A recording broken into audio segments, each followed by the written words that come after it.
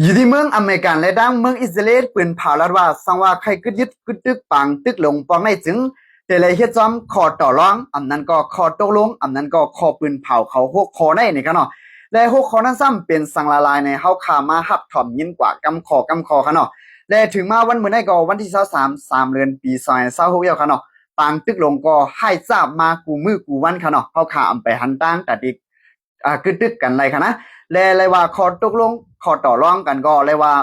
ภายเลยภายหนึ่งก็เลยว่าเฮาแฮงเตี้ยวว่าเลยภายเลยภายหนึ่งก็ใครฮับกันเนาะและข้อหมายหนึ่งซ้ำหกข้อขนาดข้อหมายหนึ่งนั้นซ้ำเป็นสังละลายล่ะเพราะในซึ่งข้อหมายหนึ่งในเนี่ยเมืองอิหร่านแต่เลยกึดยึดลองอันเฮ็ดออกเครื่องกองกลางหมักมือจึงย้ำและหมักลงและเหมือนจะนางอันดำลองน่ะในเนี่ยหมักลงนิวเคลียร์เนี่ยครับเนาะแต่เลยกึดยึดลองเฮ็ดสร้างซะในแลตาเข้าตั้งหาปีแต่เลยกึดยึดนี่ครับเนาะ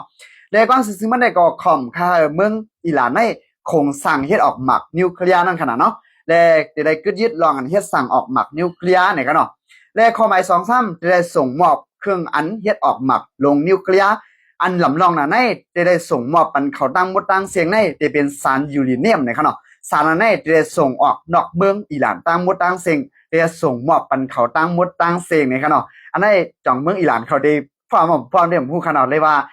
เป็นอันลำลองตามเมืองอิหร่านเตี้ยๆว่าค่ะนะสารยูเรเนียมในขนาดตอนแรกข้อหมาย3-3เนี่ยลองอันโต้ต่างเครื่องอันเฮ็ดออกหมากมือจืนยามเสียมกาลองอันโต้ต่างเครื่องอันเฮ็ดออกหมากลงนิวเคลียร์กว่าทีหนึ่ง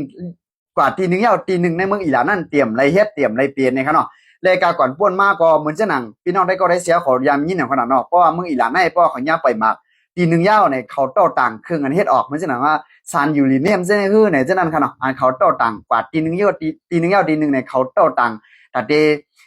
มุกเปียบอเมริกานั่นขนาดเนาะนั่นก็เตรียมไรเฮ็ดเนี่ยต่อต่างกับเปียบทีหนึ่งยาวทีหนึ่งนั่นเตรียมไรเฮ็ดในขนาดเนาะและข้อหมาย4-3เนี่ยได้ปิดผุยปันสื่อข่าวนอกวันนอกเมืองและได้ปิดผุยปันสื่อข่าวเมืองอิสราเอลและด้านเมืองอเมริกัน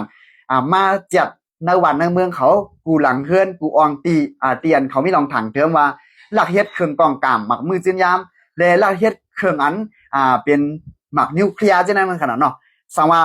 เมืองนอกวันนอกเมืองเอามือจากเมืองอิสราเอลและทั้งเมืองอเมริกันและทั้งไม่ลองถังเธอมาที่ในเฮ็ดออกแล้วนี่ก็ไฮไลท์มีศูนย์ตื้อตั้ง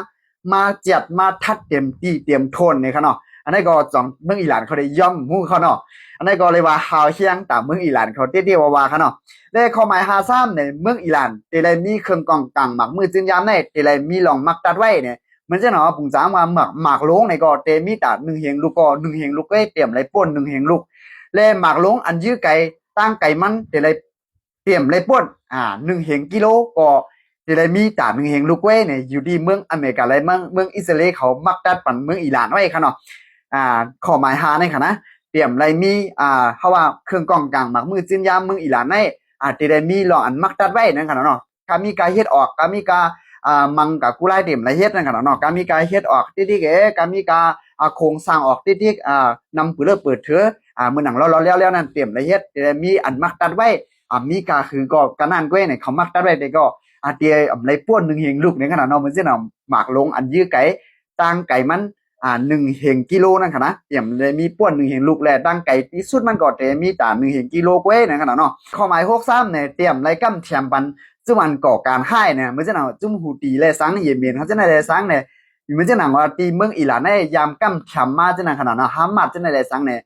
เมืองอิหร่านในยามอยู่ภายหลังเสียก็กำแถมจุ่มก่อการให้จะในกับสุกซากเมืองอิสราเอลและสังกับสุกซากเตียนตะวันออกกลางเป็นเมืองลีโอ้ยลีอเมริกันจะในและสังเนี่ยยามเขายามกำแถมมานั่นขนาดเนาะอันนี้ก็เตรียมไรกำแถมในอยู่ที่เมืองอเมริกันในดังเมืองอิสราเอลปั่นไว้ขอต่อรองตา6ข้อเพราะเฮ็ดจอมไรก็ปังตึกแน่กึดยึดกว่ากำเดียวป้อมเฮ็ดจอมไรก็ปังตึกแน่เตไรเงี้ยห่าวแห้งในขนาดเนาะและปังตึกที่เป็นซึ่งมาเที่ยงในข้าวสังเกตมาอัปเดตกันพี่น้องๆได้ก็ได้เสียเขาคำในที่เป็น2ปุก3ปุกและ